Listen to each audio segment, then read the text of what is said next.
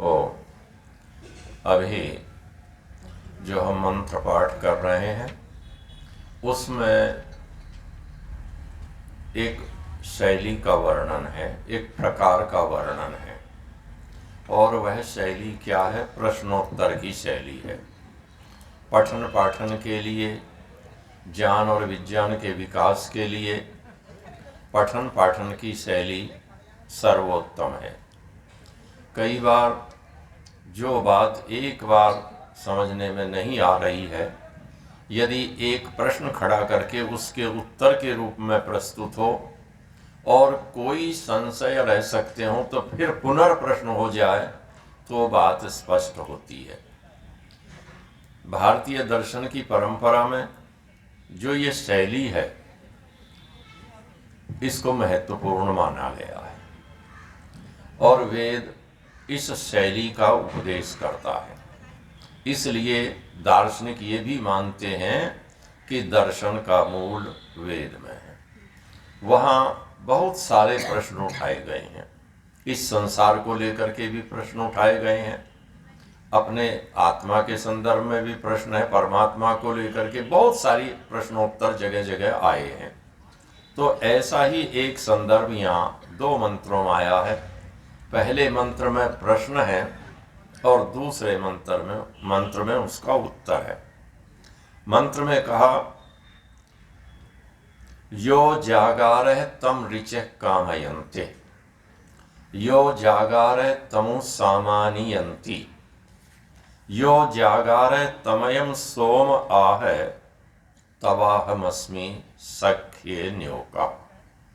3 प्रश्न उठाए कि ऋचाएं किसको प्राप्त होती हैं। अब जो ऋच पद है जिससे ऋचय बना बहुवचन में, तो ऋचाएं हम कह सकते हैं ऋग्वेद का ज्ञान किसको प्राप्त हुआ या किसको प्राप्त होता है। और दूसरी बात कह सकते हैं कि स्तुति, ऋच स्तुतम, स्तुतियां किसकी होती हैं, प्रशंसा किसकी होती है संसार में। यो जागारः तमु सामानियन्ति, और जो जागता है, जो जागृत है, उसी को साम की प्राप्ति होती है, उसी की उपासना होती है, उसी को लाभ होता है। यो जागारः तम अयम सोम आह, और जो जाग रहा है उसी को यह सोम प्राप्त है, और उसका अभिप्राय है तवाहमस्मि सख्ये न्यौका। उस सोम का कथन है कि मैं उसी के साथ नाव पर आरूढ़ हूं। अब एक नाव पर 2 आरूढ़ हो जाएं तो परिणाम क्या निकलेगा? डूबेंगे तो दोनों डूबेंगे और तर जाएंगे तो दोनों तर जाएंगे। उत्तर दिया है अग्निर्जागारः तम ऋचः सामयन्ते। अब जो जागता है, तो प्रश्न है कौन जागता है? कह दिया जो जागता है उसी को स्तुतियां होती हैं, उसी को ऋग प्राप्त होते हैं। तो जागता कौन है? तो कहा अग्निर्जागारः तम ऋचः सामयन्ते। जागता कौन है? कहते हैं अग्नि जागता है। अग्नि जागता है। अग्नि कब तक है? जब तक उसमें प्रकाश है, जब तक उसमें दाहक शक्ति है, तभी तक अग्नि है। और उसकी दाहक शक्ति समाप्त हो जाए, उसका प्रकाश समाप्त हो जाए तो क्या कहते हैं? फिर तो कोई भस्म कहता है, कोई उसे राख कह रहा है। और जो आपकी यज्ञ वेदी में बचेगी, अब जब यज्ञ समाप्त कर लेंगे, सायंकाल जो रह जाएगा, इसको तो फिर हम क्या कहेंगे? सोच के देखिए, अग्नि तो नहीं कहेंगे। तो कहा अग्निर्जागारः, अग्नि जागने वाला है। तम ऋचः कामयन्ते, ऋचाएं उसी की कामना करती हैं, उसी को प्राप्त होती हैं। हमारा सिद्धांत भी यही है भारतीय परंपरा का कि ऋचा, ऋग्वेद का ज्ञान किस ऋषि को प्राप्त हुआ? कि अग्नि ऋषि को प्राप्त हुआ। अर्थात अग्नि ये भौतिक अग्नि नहीं है, इसको प्राप्त हुआ। अग्नि कौन है? वो प्रबुद्ध ऋषि, वो जागृत ऋषि, जो स्वप्न में नहीं है। सोया हुआ नहीं है, अपितु क्या है, प्रबुद्ध है। तो जो प्रबुद्ध है, अग्नि है, उसी की स्तुति। अब समाज में भी प्रशंसा किसकी होती है? जो व्यक्ति जागरूक है। और जागरूक की पहचान क्या होती है? समय पर काम करना, सही सही उत्तर देना, वही तो व्यक्ति जागरूक है। सेनापति कौन जागरूक है? अपनी सीमाओं पर जो आक्रमण को रोक लेता है, उसके लिए पहले से तैयार है, सन्नद्ध है, जागरूक है, वही रोक पाता है। और जहां थोड़ी सी गफलत हुई, थोड़ी सी भूल हुई, थोड़ी सी उपेक्षा वृत्ति अपनाई, तो फिर क्या होगा? फिर तो उसे बचाव में आना पड़ेगा कि अपने सैनिकों के प्राण कैसे बचाए। सैनिक बचेंगे तो फिर धीरे धीरे बढ़ जाएंगे, तो वो तो दूसरे रास्ते पर चला गया। तो कहा ऋचाएं स्तुतियां, ऋग्वेद का ज्ञान किसको मिलता है? अग्नि को प्राप्त है। और कहा यो जागार तमु सामान्यंती, जो प्रशंसाएं किसकी हो रही हैं, उपासना किसकी हो रही है? जो जागृत है। जो देवताओं की उपासना करने वाले हैं ना, वो कब करते हैं? जब देवता सो जाता है तब नहीं करते, ध्यान रखना। मंदिरों में भी जिन्होंने भगवान को मान के बैठा लिया देवता करके, तो सबसे पहले क्या करते हैं? पहले सवेरे उन्हें जगाते हैं, जागरण की आरती करते हैं। और जब जागरण की आरती कर लेते हैं, जगा लेते हैं, तो उसके बाद उपासना करते हैं, पूजा पाठ तब करते हैं। और दोपहरी में जब कपाट बंद होने लगते हैं तो क्या कहते हैं? को विश्राम में चले गए। तो फिर ना दर्शन होते और ना होते। एक बार हम आंध्र प्रदेश में, मेरे साथ पंडित ओम प्रकाश जी वर्मा थे, मैं और वर्मा जी चले गए गुरुकुल आलियाबाद देखने। आचार्य आनंद प्रकाश जी वहाँ रहते हैं, एक विद्वान। तो चलो आचार्य जी से मिलाएं, हैदराबाद में थे। चले गए। जब आलियाबाद से लौट रहे थे तो रास्ते में भगवान वेंकटेश्वर का मंदिर था। मैंने कहा चलो देखा, मैं तिरुपति नहीं जा रहे तो कोई बात नहीं है, तो तिरुपति वाला ज्यों का त्यों है, बस मंदिर ही छोटा बड़ा रहता है, भगवान वेंकटेश्वर की आकृति सब जगह एक सी। वर्मा जी कहने लगे मैं तो नहीं जाता। मैं गया तो उन्होंने देखा कोई पंडित आया है, और जब लगा पंडित आया तो वो रुक गए, कपाट बंद कर रहे थे। तो कहने लगे आप दर्शन करेंगे, अब तो विश्राम में जाने को है। मैंने कहा नहीं, बस 2 मिनट एक बार कर लेते हैं। तो उसे लगा पंडित है, चलो करवा देते हैं। उसने वो दरवाजा जो फिर आ रहा था थोड़ा सा वो खोल दिया। देखा हमने, देख करके चले आए। तो खैर अगला संदर्भ छोड़ दीजिए। वर्मा जी तो बड़ी मजाक करते थे, ओम प्रकाश वर्मा तो बहुत आए सोनीपत में। कहने लगे क्या देखा? उस काले का क्या देखा? क्योंकि भगवान वेंकटेश्वर की सारी मूर्तियां काले पत्थर की हैं। मैंने कहा एक चीज देखी जो आपसे बढ़िया है। बोले क्या?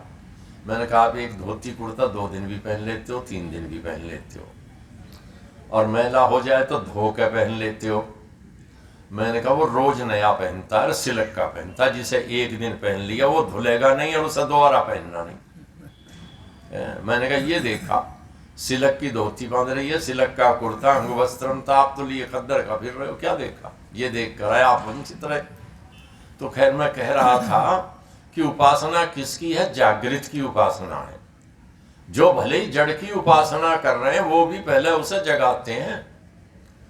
और ध्यान होगा, यहाँ पता नहीं हरियाणा में करते नहीं करते, पश्चिमी उत्तर प्रदेश में करते हैं। जब ये कहते हैं देव सो गए तो फिर देवोत्थापिनी एकादशी आती है, कि देव उठान वाली, कि देवता उठेंगे। जब ये कार्तिकी का मेला होता है पूर्णिमा का, इससे 4 दिन पहले जो कार्तिक की एकादशी है वो देवोत्थापिनी एकादशी कहलाती है पंचांग में। उससे पहले विवाह नहीं होते, अब तो होने लगे, वो अलग बात, सारी चीजें छूट रही हैं। पर पंचांग वाले से पूछेगा तो कहेगा देव सो रहे हैं। और कुछ लोग हैं जो करते हैं, वो कहते हैं हमारे देव सोते नहीं हैं, पर यदि सोए मान लेंगे तो वो भी नहीं करेंगे। तो उपासना किसकी होगी? जो जागृत है उसकी उपासना है।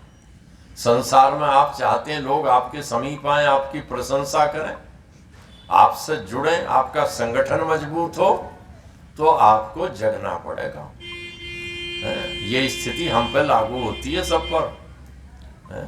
बड़े गौर से सुन रहा था जमाना, हम ही सो गए दास्तां कहते कहते।